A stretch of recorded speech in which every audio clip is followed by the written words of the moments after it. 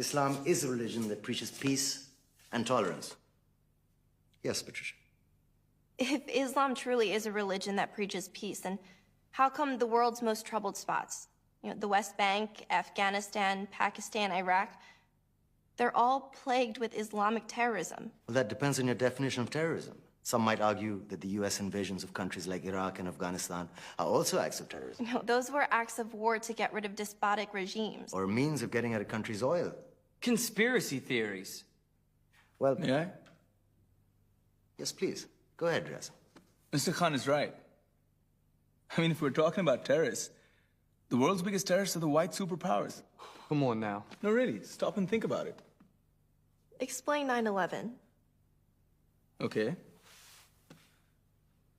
Do you know how many people died in the Twin Towers strike? Around 3,000. And do you have any idea how many people died in the bombing of Afghanistan? Take a wild guess. More than 15,000 people died.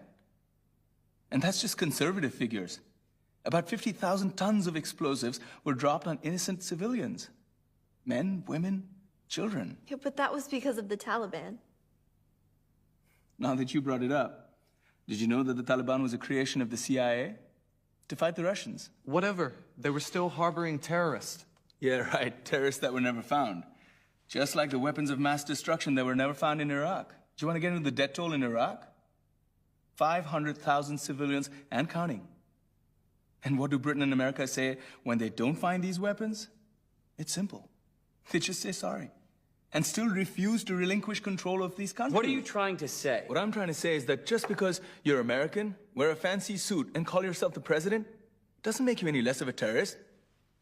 I'm saying that if you don't stop meddling in other people's countries, you will face a backlash. If Muslims like you feel that way, then why don't you get out of our country? We will.